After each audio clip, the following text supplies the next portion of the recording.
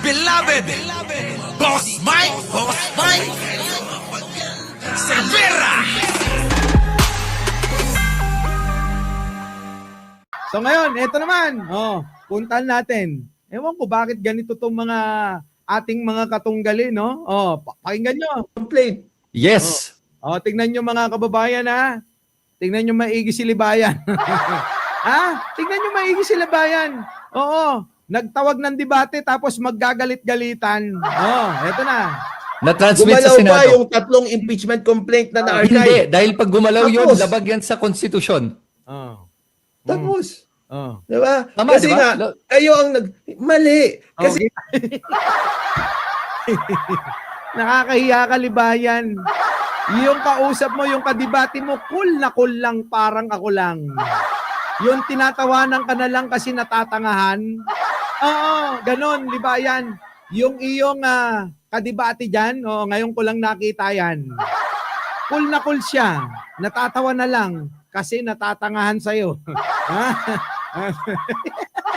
Ito lang. kayo ang gumagawa ng sarili nyong interpretasyon. Hindi Hindi. kayo abogado. Dahil nyo pa yung interpretasyon yun eh. 13-0. Nasa Tapos, Constitution hindi. yun Ganito eh. dapat yung Tignan nyo mga kababayan, cool na natatawa. Si Libayan, galit na. Kulang na lang lumabas yung ngalangala. Puntik na nga hindi makahinga. Tuloy. decision. Teka, What's your guys. business? Ayan na, okay, tamo. Yung inyong moderator. Ano na? Pati yung moderator mo, sa'yo pang galing yan, di ba, Libayan? Kita mo, pati siya naiinis na sa'yo. Ay, nako. Ay, nako. Alam nyo, mga kababayan, kapag kayo may panauhin sa inyong bahay, dapat maging maasikaso kayo. 'Di ba? Maging cool lang dapat. Si Libayan, kita nyo.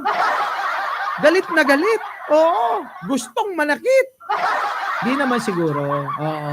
Talagang siguro kailangan niya lang sumigaw, ngumaungaw, magtaas ng boses para hindi mahalata yung kanyang katangahan. Ito, next natin mga kababayan. Pasok! Miss ang impeachment complaint. Tingnan nyo mga kababayan ko, ang katwiran naman netong isang to. Tingnan nyo, pakinggan ninyo. Dahil na-dismiss ang impeachment complaint ni BP Sara, lalong lumakas si BP Sara. Nako. Dahil napatunayan ni Inday Sara Duterte, Na? pagtulungan man lang siya, kakayanin niya silang lahat. Hindi sa pamamagitan ng ayuda, hindi sa pamamagitan ng pananakot, hindi sa pamamagitan ng paggamit ng militar at pulis, kung hindi sa paggamit ng batas. Teka muna, sana, no? Sana mga kababayan, ipinaliwanag mo na, Roque, kung ano ba talaga totoo sa mga inaakusa sa kanya. Wala ka namang sinabi. Kung hindi, lalong lumakas siya. Teka muna, galit na nga mga tao sa kanya. Ito ang problema sa kanila, mga kababayan ko. Kapag ka po sila nagbalita, tandaan nyo may dagdag na kasinungalingan agad yan. Paanong lalakas ang isang nagtago ng isang katotohanan? Pakipaliwanag nga. Mga kababayan ko, paano nalalakas ang isang tao na nagtatago ng katotohanan? Di ba, mga kababayan ko? Eto, lumakas daw. Oo, dahil daw ang kanya puro batas daw. Anong batas? Nakita mo yung sinasabi ni Buday? Anong sabi ni Buday, mga kababayan? Kahit gusto daw niya ng bloodbath, bakit siya mismo nagmosyon sa Korte Suprema?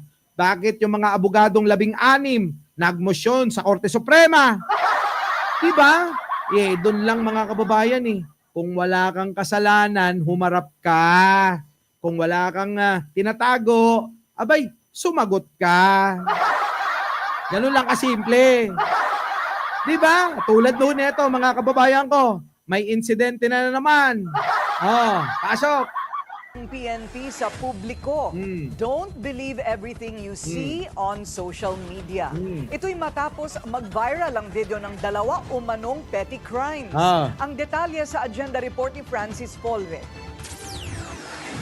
Ayan Ayan, balik kali na naman mga kawatan. Kailangan na natin ng bagong Duterte leader. Sabi. Pero mga ito nga, mga nangyayari pa lang ito, ay hindi pala totoo. Ito po pala mga kababayan, ay, nako, fake news. Mga kababayan ko, fake news. Tuloy. Mag-viral ang video ng dalawa umanong petty crimes. Ang detalye sa agenda report ni Francis Polve. Ito ang Facebook post ng blogger na si Jaisel Himuta. Video ng dalawang petty crime with the caption, "Balik kalye na naman ang mga kawatan." Kita ang paghablot ng cellphone sa pasahero ng truck sa upper portion ng screen. Ibang insidente sa isa namang bus sa lower portion. Nag-viral ang video noong July 22. Pero sabi ng PNP, huwag basta maniwala sa ganitong mga post. Yan, mga kababayan ko. Japik! Ganyan sila, dyan magaling ang mga DDS gumawa ng mga istorya. Tapos ikukonekta nila kay Pangulo. Ito lang naman sa akin, mga kababayan ko. Maging totoo man ito, bakit isisisi kay Pangulo? Bakit hindi nyo sisihin kung sino yung mga opisyalis nyo dyan? Yung chief of police, yung mayor, yung mga kung sino-sinong mga hinalal ninyo. Di po ba, mga kababayan ko? Kung si Isko nagagawan sa Maynila, bakit di nyo magawa dyan?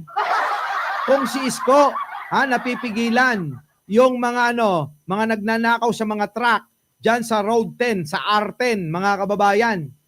Bakit di nyo magawa dyan? Simple lang yan. Kung marunong yung mga binoto nyo na opisyales dyan sa lugar ninyo, bakit kailangan nyo pa si Pangulong Bongbong? Si Pangulong Bongbong, nasa Malacanang maraming inaasikaso. Duty ng mga opisyalis nyo dyan sa lugar ninyo ang katahimikan ng lugar ninyo. Tama, mali? Yan, mga kababayan. Yung mga DDS, bintang na naman kay Pangulo. Kinasuhan na ng Central Visayas Police Office Yan. ang blogger. Yan, kita nyo? Kakasuhan talaga kayo. Mga fake news kayo. Sana maubos na kayo. Dahil sa pag-repost ng video at pagpapakalat umano ng maling impormasyon. Kita nyo? Lumabas sa investigasyon ng PNP na Na? ang isang video ay hindi snatching incident, kundi kumusyon bunsod ng personal na alitan sa isang bus. Kita nyo? Hindi naman pala yung snatching. Mga kababayan, away pala yun. Away pala yun, pero pinapalabas nila, mga kababayan ko, hindi na daw maganda. Yun daw pong nangyayari. Ulitin ko lang, mga kababayan. Kung ang nangyayari po ay nasa lugar ninyo, sisihin nyo yung mayor nyo. Sisihin nyo yung chief of police ninyo. Sisihin nyo yung mga police ninyo. Sisihin nyo yung barangay tanod, si kapitan. Wag si Pangulong Bongbong, pwede ba? Di ba? Dito na tayo. Humaba na tayo ng husto. Our beloved Boss Mike Cervera.